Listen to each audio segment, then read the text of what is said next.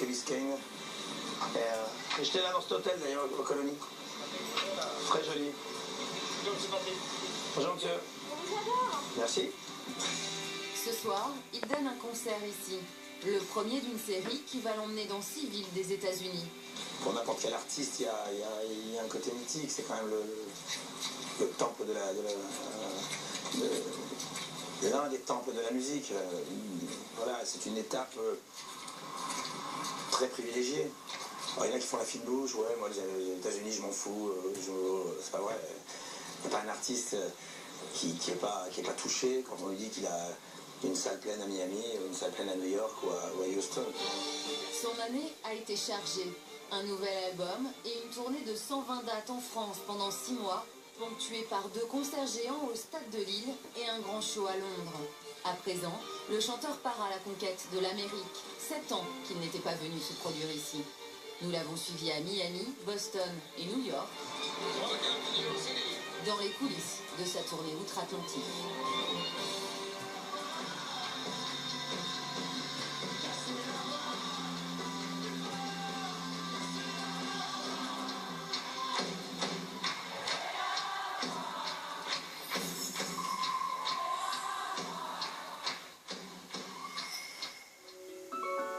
Première étape de sa tournée donc, Miami, en Floride.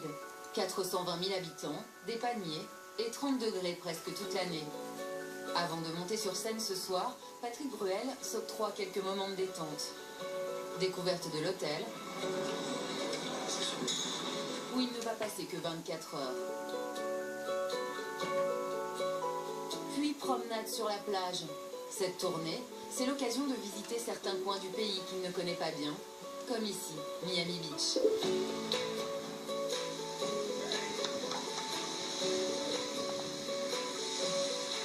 vrai qu'il y a des étapes agréables quand même. La journée qui précède le concert, quand ça se passe comme ça. Il y a des gens qui avaient décidé de l'aimer.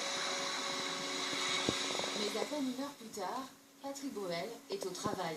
Ici, au Fillmore Theater, une des plus belles salles de Miami. Il répète pour son concert du soir.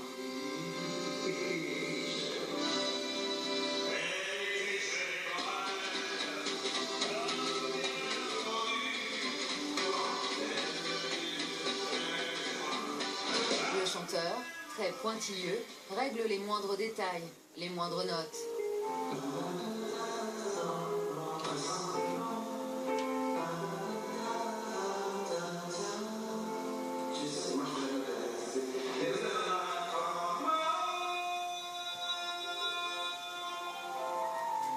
Une tournée comme celle-là, ce sont 15 personnes qui voyagent avec lui. 5 musiciens et une dizaine de techniciens qui doivent tout installer et régler en quelques heures, chaque soir, dans une nouvelle salle. Un sacré challenge, de quoi rappeler à Patrick Bruel l'ambiance de ses débuts. C'est beaucoup de boulot quand on arrive dans une salle complètement inconnue comme ça pour eux, avec même du nouveau matériel carrément. Là c'est bien, c'est à l'arrache, c'est comme quand on partait, qu'on jouait, on arrivait, on jouait, et là. Aux États-Unis, son public est composé à 90% de francophones expatriés, bien souvent des fans de la première heure, comme Laetitia et ses amis. C'est l'idole de notre génial Patrick Bruel. Ah oui, c'est Patrick Bruel. On est prête à hurler Patrick. On est prête. Non, ça fait du bien d'avoir un peu de frenchitude dans tout le microcosme latino et américain de Miami. Ce soir, le public est venu chercher un peu de nostalgie. Et c'est ce que Patrick Bruel va leur offrir. On va faire. Oh, donc là, la télé. C'est ça là? Ah, c'est là. C'est parti. Il me semblerait.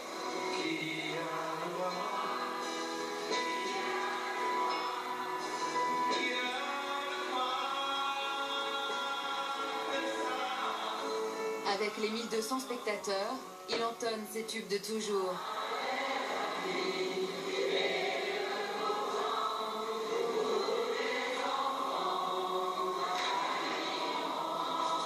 Et il reprend aussi ses fameux titres des années 20. C'est un morceau de patrimoine français qui, ce soir-là, Est-ce que vous avez envie de danser encore un peu? retentit dans cette salle de Floride. C'est la romance de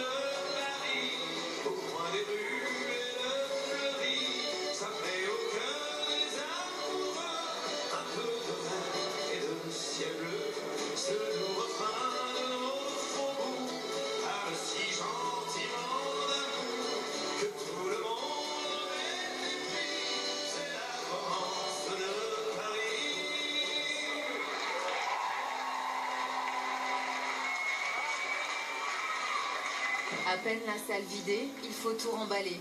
Demain, nouvelle étape, à 2000 km d'ici. La tournée américaine de Patrick Bruel, ce sont 7 villes en 10 jours. Le lendemain matin, après avoir dormi 5 heures, le chanteur s'apprête à embarquer pour Boston.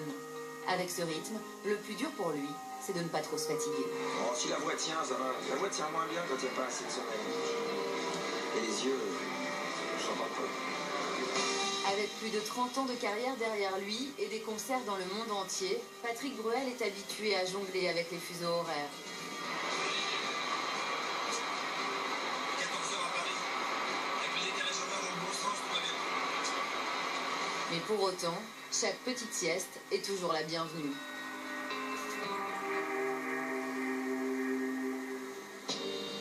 Atterrissage à Boston, dans l'état du Massachusetts, sur la côte est du pays. Non.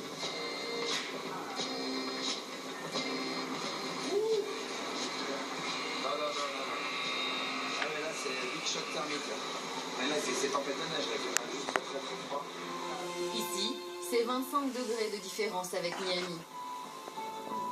Avant de monter sur scène ce soir, Patrick Bruel a prévu de faire un petit crochet. 2 heures plus tard, la neige a cessé de tomber. Le chanteur a rendez-vous dans le lieu le plus emblématique de la ville, réputé dans le monde entier, la mythique université d'Harvard.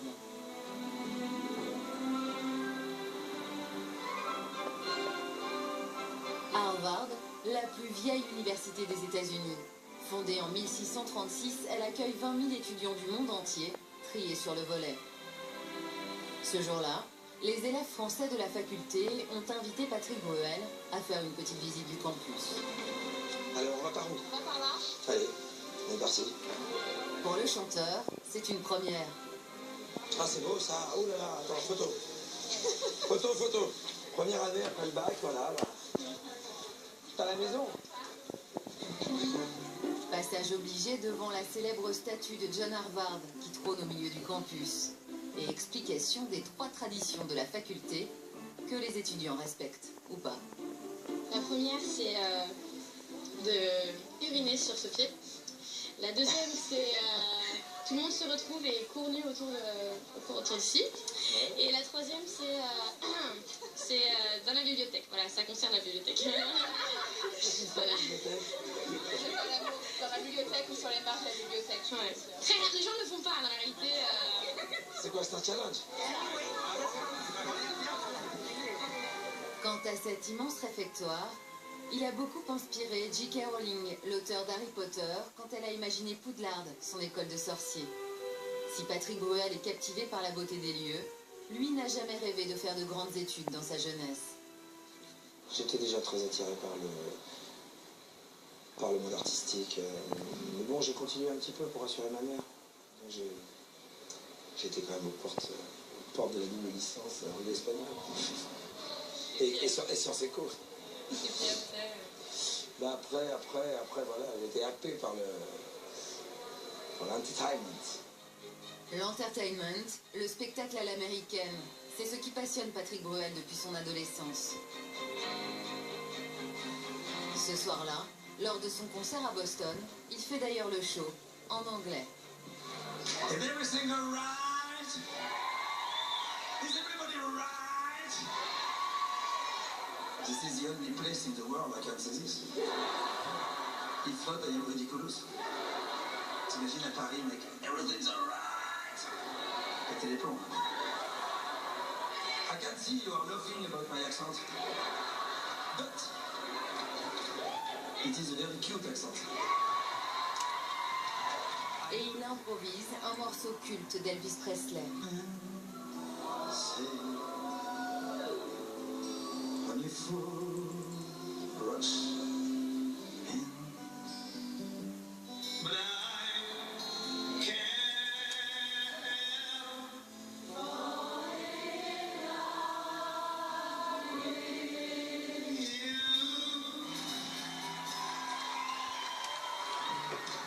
La culture américaine inspire Patrick Bruel. Et cette inspiration, il l'a surtout puisée dans une ville, New York, l'étape suivante de sa tournée.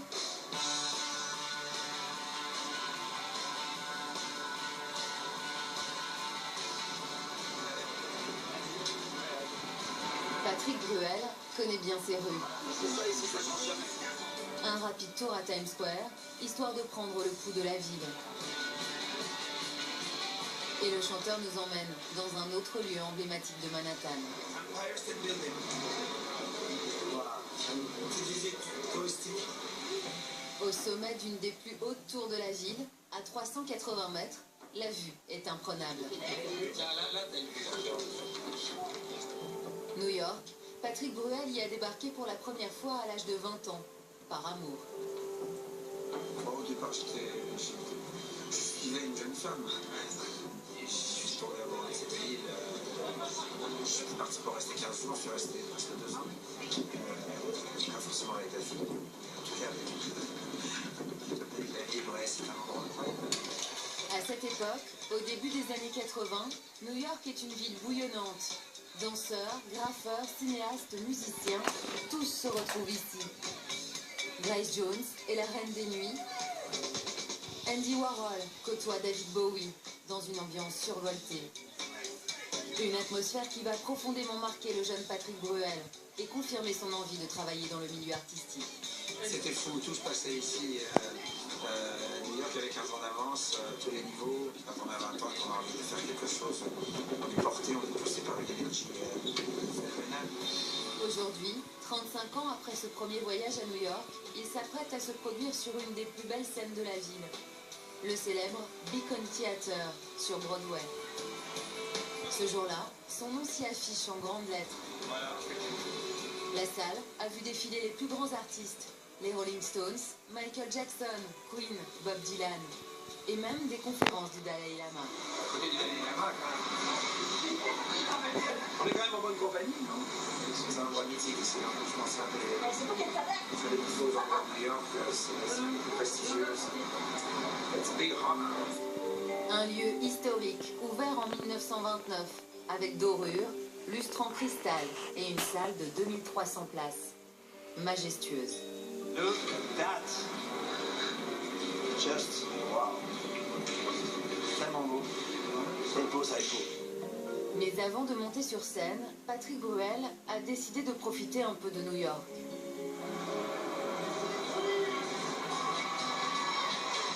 Ce soir, c'est Halloween et toute la ville est déguisée. Homer Simpson est de sortie. Patrick Bruel a opté pour un masque typiquement américain. Direction Soho, il y a organisé une petite soirée. Moi, je vois pas grand-chose. Bon, c'est où l'entrée? Check. I'm not sure you're on the... Je ne pense pas que vous soyez sur la liste. Voyons, son nom est Monsieur Simpson. Mr. Simpson. Non, désolé, vous ne pouvez pas rentrer. Il a invité des amis français à faire la fête avec lui. Du beau monde, l'écrivain Marc Lévy et quelques créatures.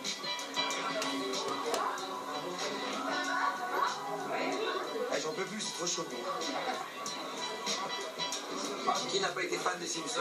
Je trouvais amusant ce soir de trouver un déguisement qui finalement était original, parce que j'étais le seul dans New York avec mon nom avec les Simpsons. Moi, je vois pas très bien à travers, mais je me dis que c'est la gueule de fond. 35 ans après être venu à New York pour la première fois, cette ville l'amuse et le fascine toujours autant.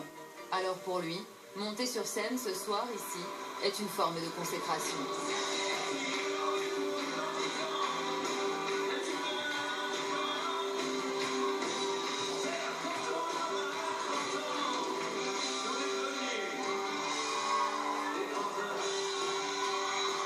Un concert hommage aussi à sa ville fétiche.